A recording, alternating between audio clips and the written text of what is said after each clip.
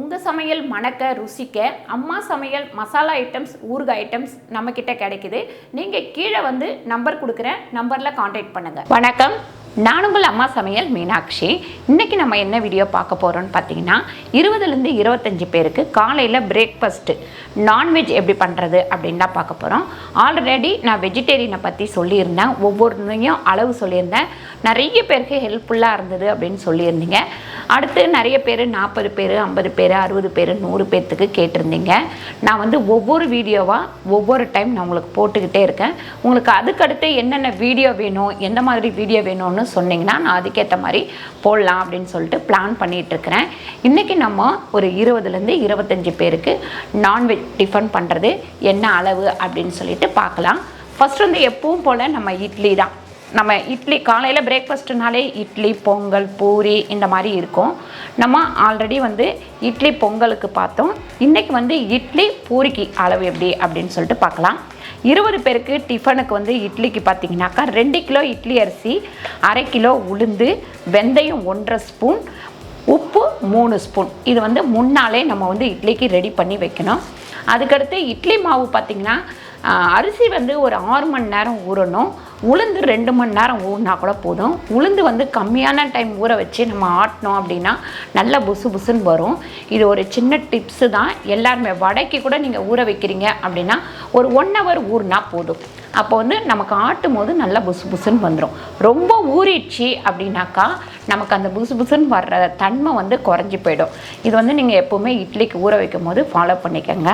அதுக்கப்புறம் பார்த்திங்கன்னா பூரிக்கு பார்த்திங்கன்னா நம்ம வந்து 20லேருந்து 25 பேருக்கு 750 கிராம் நம்ம வந்து, அதாவது 3/4 கிலோ 750 கிராம் நம்ம வந்து கோதுமை சேர்த்துக்கலாம். மைதா வந்து 1/2 கிலோ. உங்களுக்கு மைதா வேணாம் அப்படின்னீங்கன்னா 250 கிராம் ரவை சேர்த்துக்கலாம். ரவை சேர்த்து பண்ணும்போது ரவை வந்து ஃபஸ்ட்டு போட்டுட்டு பாத்திரத்தில் தண்ணி ஊற்றி ஒரு 5 நிமிஷம் ஊறினதுக்கப்புறம் தான் நம்ம கோதுமையை கொட்டி பிணையணும். அப்போ தான் அந்த பூரி வந்து புஷ்ஷுன்னு வரும் பார்த்திங்களா, அது அமுங்காமல் அப்படியே வரும் உங்களுக்கு. அதுக்கப்புறம் உப்பு பார்த்திங்கன்னா 1.5 ஸ்பூன், சர்க்கரை 1/2 ஸ்பூன், அதுக்கப்புறம் தண்ணி பார்த்திங்கன்னா தேவையான அளவு சேர்த்துக்கோங்க. எண்ணெய் வந்து ஒரு 2 ஸ்பூன். இதை ஊற்றி பிணைஞ்சி அதுக்கப்புறம் பூரிக்கு பார்த்திங்கன்னா நல்லா திக்காக பிணையணும். தண்ணி ஊற்றும் போது நீங்கள் கொஞ்சம் கொஞ்சமாக ஊற்றி பிணைஞ்சிங்கன்னா நல்லா எந்த அளவுக்கு திக்காக பிணைறீங்களோ, அதாவது நம்ம திரட்டும் போது பார்த்திங்கன்னா டைட்டாக இருக்கணும் அந்த மாவு. அப்படி இருந்தால் தான் பூரி போட்டு எழும்பி வரும் பாருங்கள். எழும்பி வந்தவுடனே அது அப்படியே நிற்கும், அமுங்காமல் அப்படியே நிற்கும். இந்த டிப்ஸையும் கண்டிப்பாக ஃபாலோ பண்ணிக்கோங்க. அதுக்கப்புறம் சிக்கன் குழம்பு பார்த்திங்கன்னா எப்போவுமே நம்ம காலையில் ஒரு நான்வெஜ் வச்சு சாப்பிட்றோம் அப்படின்னா சிக்கன் குழம்பு வைப்போம், மட்டன் குழம்பு வைப்போம், இல்லைனா மீன் குழம்பு வைப்போம். இன்றைக்கி நான் இந்த லிஸ்ட்டில் வந்து சிக்கன் குழம்பை பற்றி சொல்கிறேன். சிக்கன் பார்த்திங்கன்னா 2.5 கிலோ சிக்கன், வெங்காயம் 1/2 கிலோ, தக்காளி 400 கிராம், இஞ்சி 100 கிராம், 150 கிராம் பூண்டு, பட்டை வந்து பெரிய அளவில் ஒரு 2 பீஸ் எடுத்துக்கோங்க, லவங்கம் 7, நட்சத்திர பட்டை ஒரு 5. அதுக்கப்புறம் தேங்காய் வந்து 1.5 முடி எடுத்துக்கோங்க. அதாவது தேங்காய் பிடிக்கும் அப்படின்றவங்க தேங்காய் ஊற்றிக்கலாம். தேங்காய் ஊற்றாமல் வெறும் கிரேவி மாதிரி வைக்கணும் அப்படின்னா தேங்காய் ஊற்ற தேவை கிடையாது. ஏலக்காய் ஒரு 4 பீஸு, கல்பாசி ஒரு 2லேருந்து 3 பீஸ் எடுத்துக்கோங்க, மராட்டி முக்கு ஒரு 5, தனி மிளகாத்தூள் ஒரு 1/2 கிலோ, தனியாத்தூள் 75 கிராம்.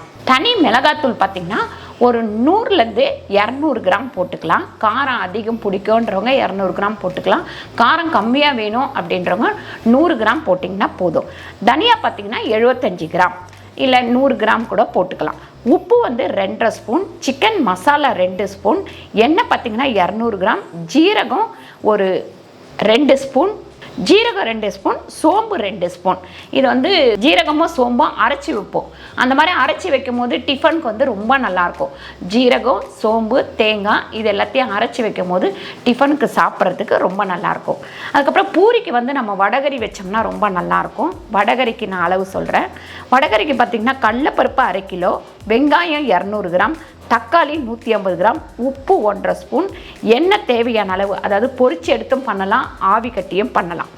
சோம்பு வந்து 1.5 ஸ்பூன், பிரிஞ்சி இலை 2, பட்டை, லவங்கம், ஏலக்காய், நட்சத்திர பட்டை, மராட்டி முக்கு, புதினா. இது எல்லாமே புதினா வந்து ஒரு கட்டு எடுத்துக்கோங்க. இந்த மசாலா ஐட்டம்ஸ் எல்லாம் 2 எடுத்திங்கன்னா போதும்.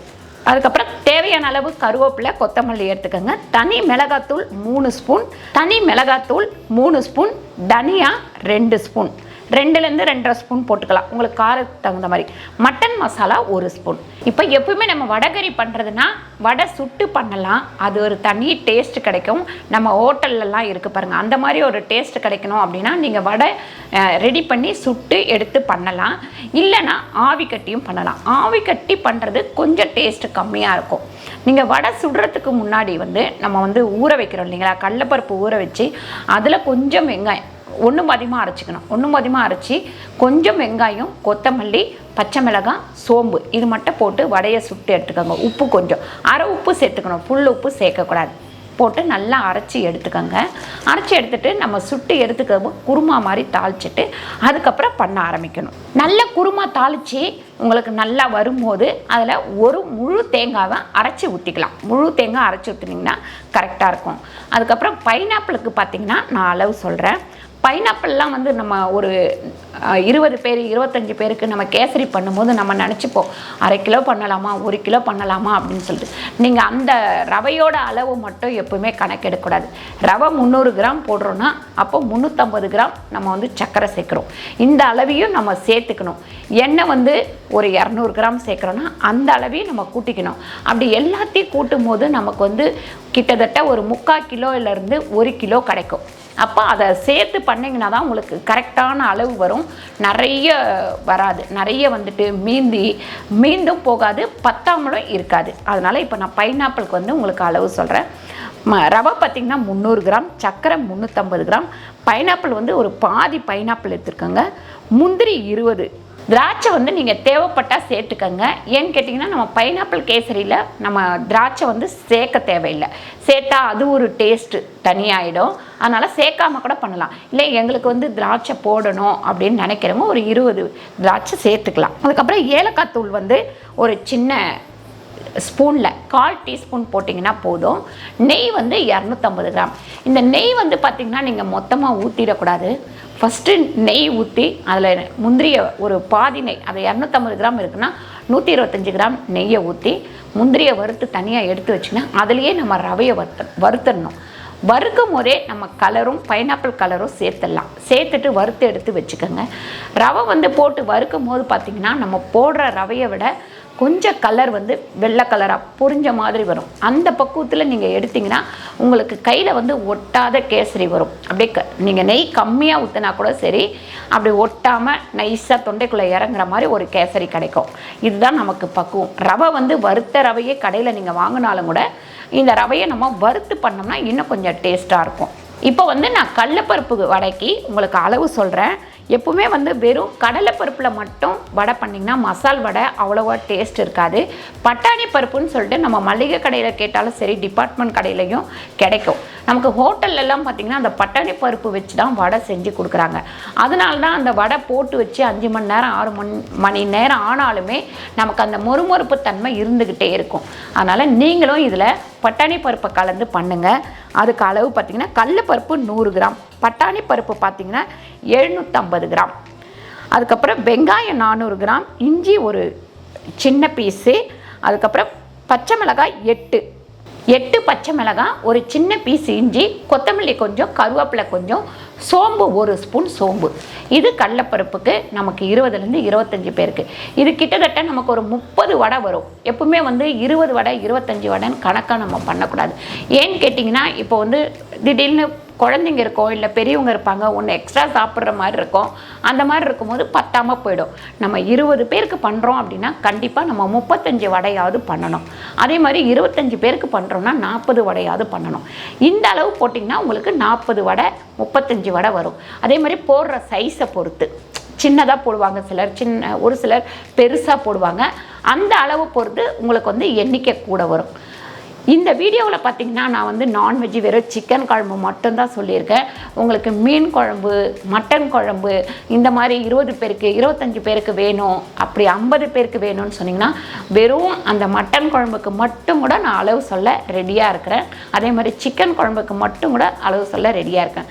பிரியாணி அதே மாதிரி பார்த்திங்கன்னா ஒரு 20 பேருக்கு 25 பேருக்கு 30, 40, 50, 100 பேருக்கு அளவு வேணும் அப்படின்னா கண்டிப்பாக கமெண்ட்டில் வந்து போடுங்க.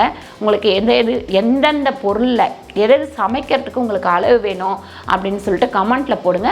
கண்டிப்பாக நான் அந்த வீடியோவும் உங்களுக்கு போடுறேன். ஒன்றுமே இல்லை, இது அப்படியே நீங்கள் எழுதி வச்சுக்கிட்டிங்கன்னா உங்களுக்கு எப்போவுமே யூஸ் ஆகும். இந்த மாதிரி நான் அளவு சொல்லும் போது நீங்கள் எப்போ வேணாலும் போய் பார்த்து டக்குன்னு அப்படியே அளவு எடுத்து செய்யலாம். கீழே வந்து லிங்க் கொடுக்குறேன், அதை கிளிக் பண்ணிங்கன்னா உங்களுக்கு இந்த லிஸ்ட் அப்படியே க்ளீனாக வந்துடும். இந்த லிஸ்ட்டு வரும்போது உங்களுக்கு சமைக்கிறதுக்கும் ரொம்ப ஈஸியாக இருக்கும். 20 பேருக்கு சமைக்கணும்னா நிறைய பேர் வந்து நம்ம வந்து தடுமாறுவோம். ஏன்னு கேட்டிங்கன்னா, ஐயோ இவ்வளோ பேருக்கு சமைக்கணும், என்ன அளவுன்னு தெரியல அப்படின்னு சொல்லிட்டு. கண்டிப்பாக இந்த வீடியோ வந்து உங்களுக்கு யூஸ்ஃபுல்லாக இருக்கும்னு நினைக்கிறேன். இந்த வீடியோ உங்களுக்கு பிடிச்சிருந்தா லைக் பண்ணுங்கள், ஷேர் பண்ணுங்கள், சப்ஸ்கிரைப் பண்ணுங்கள், ஃபேஸ்புக்கில் ஷேர் பண்ணுங்கள், மறக்காமல் கமெண்ட் பண்ணுங்கள். நன்றி, வணக்கம்.